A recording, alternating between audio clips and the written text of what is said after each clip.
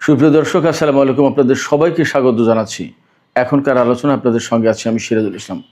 দর্শক, মাত্র কয়েক ঘন্টার ব্যবধানে মধ্যপ্রাচ্যের পরিস্থিতি কিন্তু বদলে গেছে।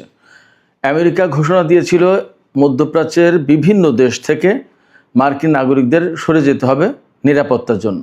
তার পরপরই ঘোষণা করা হয়েছিল আগামী 2-3 দিনের ভেতরে যদি আমেরিকা হামলা বন্ধ না করে তাহলে ইরান অ্যাগ্রেসিভ হয়ে উঠবে এবং মধ্যপ্রাচ্যের সমস্ত মার্কিন ঘাঁটি ধ্বংস করে দেবে। এই কথা ঘোষণার পরপরই কিন্তু আজকে প্রথমবারের মতো ইরান দিনের বেলায় ইরাকের সুলাইমানিয়াতে কুর্দি গেরিলাদের উপরে, কুয়েতে মার্কিন ঘাঁটি, বাহরাইনে মার্কিন ঘাঁটি এবং জর্দানের আজরাক বিমান ঘাঁটিতে হামলা চালিয়েছে। এবং একই সাথে ইরানের পক্ষ থেকে ঘোষণা করা হয়েছে তারা আমেরিকার সাথে যে ইসলামাবাদ সমঝোতার স্মারক সই করেছিল সেটা বাতিল করলো। আনুষ্ঠানিকভাবে আজকে ইরান ঘোষণা করেছে। মধ্যপ্রাচ্যের পরিস্থিতি যে দ্রুত বদলে যাচ্ছে এবং বড় রকমের সংঘাতের দিকে যাচ্ছে তা মোটামুটিভাবে বোঝা যাচ্ছে। এদিকে বিস্ফোরক মন্তব্য করেছেন নিউ ইয়র্কের মেয়র জোহরান মামদানি। তিনি বলেছেন, নেতানিয়াহু জাতিসংঘ সাধারণ পরিষদের অধিবেশনে যোগ দিতে এলে তাকে নিউ ইয়র্কে গ্রেপ্তার করা হবে। তবে আমেরিকার আইন কি বলছে সেটিও একটি গুরুত্বপূর্ণ বিষয়। সুপ্রিয় দর্শক, এই সব বিষয় নিয়ে এখন আমি বিস্তারিত আলোচনা করার চেষ্টা করব। আশা করি আপনারা শেষ পর্যন্ত সঙ্গে থাকবেন। খুবই গুরুত্বপূর্ণ বিষয়, ফলে এই আলোচনা ভালো লাগবে। আর ভিডিও ভালো লাগলে লাইক, কমেন্ট, শেয়ার করবেন এবং চ্যানেলটি সাবস্ক্রাইব করে সাথে থাকবেন। দর্শক, চলুন আমরা বিস্তারিত আলোচনায় চলে যাই। দর্শক, প্রথমেই যে কথা বলতে হবে, আমি দুপুরের ভিডিওতে বলেছিলাম, এক লাইনে সেই কথাটা জাস্ট আপনাদেরকে মনে করিয়ে দিই। আমেরিকা কিন্তু মধ্যপ্রাচ্যের সব দেশ থেকে তাদের নাগরিকদের সরে যাওয়ার জন্য বলেছে। কেন বলেছে? হিসাব সোজা, বড় রকমের সংঘাত বা বড় রকমের কিছু ঘটতে যাচ্ছে, তার মানে আমেরিকা ইরানের উপরে বড় রকমের হামলা চালাবে। আলটিমেটলি ইরানও তার বিরুদ্ধে জবাব দেবে। এখন আমেরিকা মধ্যপ্রাচ্যের সমস্ত দেশ থেকে মার্কিন নাগরিকদের সরে যেতে বলল, তার মানে কি আমেরিকা আসলে ইরানের উপর পরমাণু বোমা হামলার চিন্তা করছে কিনা, এটা কিন্তু সবচেয়ে বড় আশঙ্কার জায়গা। যাই হোক, তারা যদি সেই চিন্তা করে, ইরানের পক্ষ থেকে তো বলাই হয়েছে, গতকাল ইরানের পক্ষ থেকে বলেছে যে আমেরিকা যদি ইরানের উপর পরমাণু বোমা হামলা চালায় তাহলে ইসরায়েলকে মানচিত্র থেকে মুছে দেওয়া হবে। এখন এই প্রেক্ষাপটে মোটামুটি যা বোঝা যাচ্ছে, যা পরিস্থিতি তৈরি হলো, তাতে কিন্তু বড় রকমের একটা সংঘর্ষের সম্ভাবনা বা আশঙ্কা সামনে তৈরি হয়েছে এবং বড় রকমের একটা সংঘর্ষ আসলে হতে যাচ্ছে মনে হচ্ছে। কারণ হচ্ছে, আমেরিকা নাগরিকদের সরে যেতে বলল, ইরান দিল ওই ঘোষণা যে আমরা অ্যাগ্রেসিভ হয়ে যাব এবং মধ্যপ্রাচ্যের সমস্ত মার্কিন ঘাঁটি ধ্বংস করে দেব। এরপরেই ইরানের পক্ষ থেকে বিভিন্ন অবস্থানে এবং বিভিন্ন লক্ষ্যবস্তুতে দিনের বেলায় হামলা হয়েছে এবং এই সমস্ত হামলায় বড় রকমের ক্ষয়ক্ষতির মুখে পড়েছে আমেরিকা। এর ভিতরে ইরাকের কুর্দিস্তান অঞ্চল যেটা, সেই অঞ্চলে সুলাইমানিয়া প্রদেশে ইরান কুর্দি গেরিলাদের উপর হামলা চালিয়েছে। সেখানে ইরানের কুর্দিরা জট পাকায়, ষড়যন্ত্র করে ইরানের বিরুদ্ধে স্থল অভিযান বা সন্ত্রাসী হামলার পরিকল্পনা করছিল, দিয়েছে সেখানে হামলা চালিয়ে ইরান। একেবারে ইরানের সীমান্তবর্তী এলাকা, উত্তর পশ্চিম সীমান্তে, ইরাকের সীমান্তে। এরপরে কুয়েতে যে হামলা চালিয়েছে তাতে একাডেমি অফ সিকিউরিটি এই কমপ্লেক্সে, এই ভবন কমপ্লেক্সে হামলা চালিয়েছে এবং সেই কমপ্লেক্স আগুনে জ্বলে ছারখার হয়ে গেছে। এপাশে জর্দানের যে আল আজরাক বিমান ঘাঁটি, সেই বিমান ঘাঁটিতে ইরান সমন্বিত হামলা চালিয়েছে ড্রোন এবং ক্ষেপণাস্ত্র দিয়ে। ড্রোন এবং ক্ষেপণাস্ত্র দিয়ে হামলা চালানোর পর সেখানে অন্তত 2টো যুদ্ধ বিমান, F-35 হতে পারে অথবা F-16 হতে পারে অথবা 2 রকমেরই হতে পারে, 2টো যুদ্ধ বিমান এবং 3টি অ্যাডিশনাল এয়ারক্রাফট ধ্বংস হয়েছে। এই অ্যাডিশনাল এয়ারক্রাফট মানে সম্ভবত হয় গোয়েন্দা বিমান আর না হয় ওই যে জ্বালানি সরবরাহকারী বিমান, মানে রিফুয়েলিং ট্যাঙ্কার, KC-135 হতে পারে, KC-46 হতে পারে। 3টা ধ্বংস হয়েছে। আল আজরাক ঘাঁটিতে মোট 5টা বিমান ধ্বংস হয়েছে। এটা অনেক বড় ঘটনা। এবং সবচেয়ে বড় ইঙ্গিত সেটা হচ্ছে যে আমেরিকা ইরানের উপর হামলা চালালে পাল্টা জবাব দেয় ইরান। আজকে দিনের বেলায় যে হামলা হয়েছে তাতে ইরান কিন্তু স্বতন্ত্রভাবেই হামলা চালিয়েছে। আমেরিকাও ইরানের বিরুদ্ধে তো হামলা গত রাত পর্যন্ত চালিয়েছে 7মবারের মতো। এতে মোট এ পর্যন্ত ইরানে 50 জন নিহত এবং 500-র মতো আহত হয়েছে। এছাড়া ইরানের দক্ষিণাঞ্চলে যে সমস্ত এলাকা তাতে মোট 116টি টেলিকমিউনিকেশন টাওয়ার নষ্ট হয়েছে এই কয়েকদিনের মার্কিন হামলায়। তো এই প্রেক্ষাপটে বা এই অবস্থার ভেতরে ইরানের পক্ষ থেকে আজকে ঘোষণা করা হয়েছে যে ইরান আনুষ্ঠানিকভাবে আজকে থেকে ইসলামাবাদ সমঝোতা স্মারক থেকে বের হয়ে গেল। তার মানে এর কোনো ধারা উপধারা এখন আর ইরান বাস্তবায়ন করতে বাধ্য নয়, বাস্তবায়ন করবে না।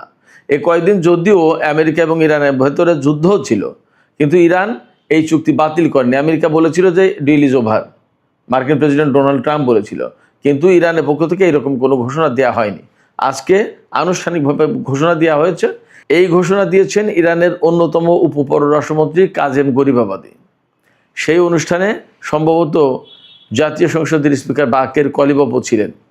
যাই হোক, এই যে ঘোষণা, এই ঘোষণা কিন্তু অনেক বড় ঘোষণা, যেখানে কূটনৈতিক উপায়ে নতুন করে আবার উদ্যোগ নেওয়া হবে কিনা শান্তি প্রতিষ্ঠার বা দুই পক্ষের ভেতরে একটা মীমাংসা করার, সেই জায়গায় ইরানের পক্ষ থেকে আজকে এই ঘোষণা মানে হচ্ছে ইরান একেবারে চূড়ান্তভাবে যুদ্ধের দিকে চলে গেল। এবার সে পাকিস্তানের পররাষ্ট্রমন্ত্রী আজকেও বলেছেন যে ইসলামাবাদ ঘোষণা বাস্তবায়ন করা উচিত, এর আলোকে শান্তি প্রতিষ্ঠার চেষ্টা করতে হবে, কিন্তু ওপাশে ইরান সমঝোতা স্মারক বাতিল করে দিয়েছে।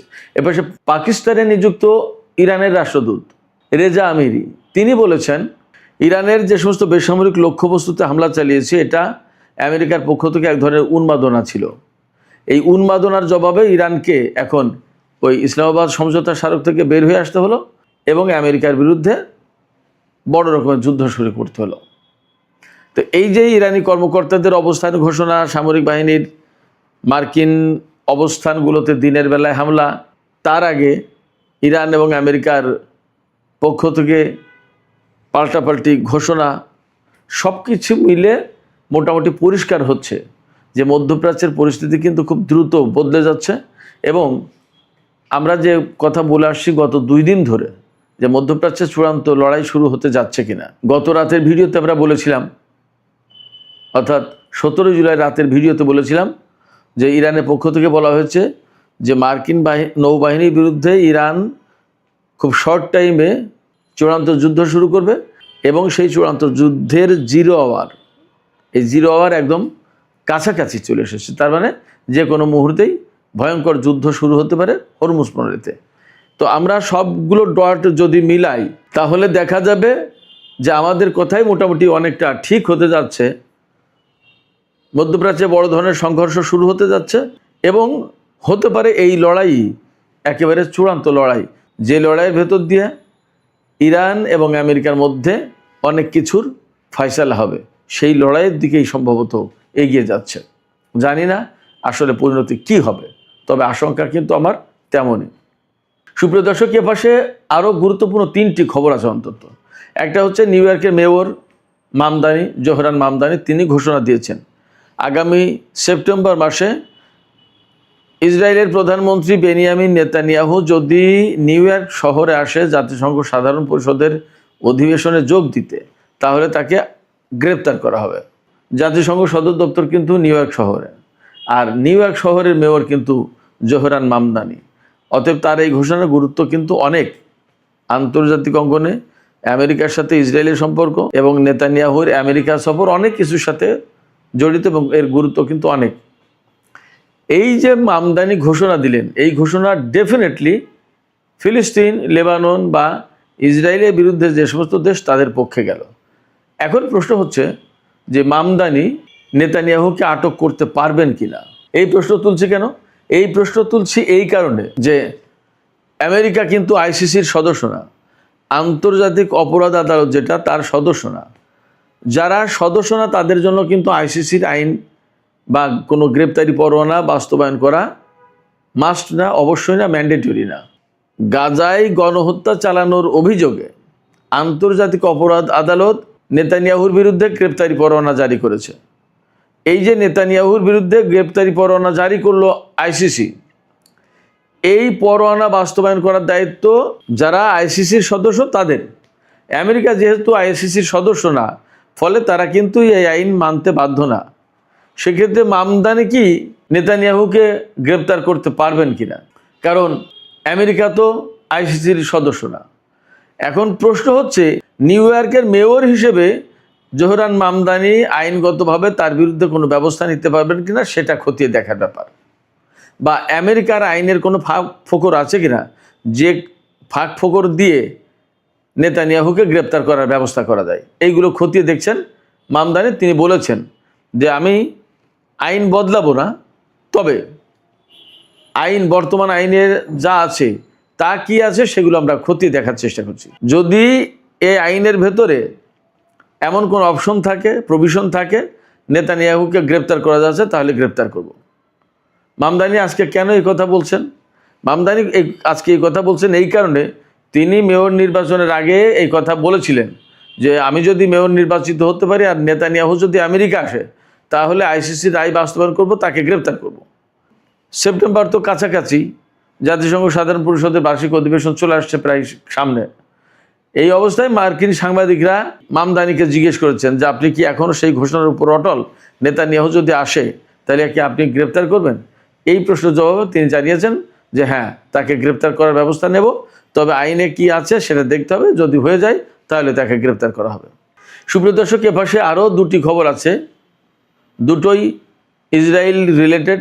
একটি খবর হচ্ছে সিরিয়ার রাজধানী দামেস্কের মাত্র 20 কিলোমিটার দক্ষিণে সম্ভবত আল জামদালাব এলাকায় ইসরায়েল একটি হাসপাতাল নির্মাণের কাজ শুরু করেছে। সিরিয়ার ভিতরে, সিরিয়ার রাজধানী থেকে মাত্র 20 কিলোমিটার দূরে ইসরায়েল একটি হাসপাতাল নির্মাণের কাজ শুরু করেছে। এই খবর দিচ্ছে সিরিয়ান অবজারভার নামে একটি পত্রিকা। এবং মোটামুটিভাবে আলোচনা হচ্ছে বিষয়টা নিয়ে যে ইসরায়েল কি করে স্বাধীন সার্বভৌম একটি রাষ্ট্র সিরিয়া, সেই রাষ্ট্রের ভেতরে হাসপাতাল বানায়। হাসপাতালটা কেন বানাচ্ছে? ইসরায়েল বলছে যে দ্রুজ সম্প্রদায়ের চিকিৎসা সেবা টেবা দেওয়ার জন্য। কিন্তু সিরিয়ার দ্রুজ সম্প্রদায়ের যারা ধর্মীয়, তারা বলছে যে আমরা সিরিয়ার প্রতি অনুগত, সিরিয়া আমাদের দেশ।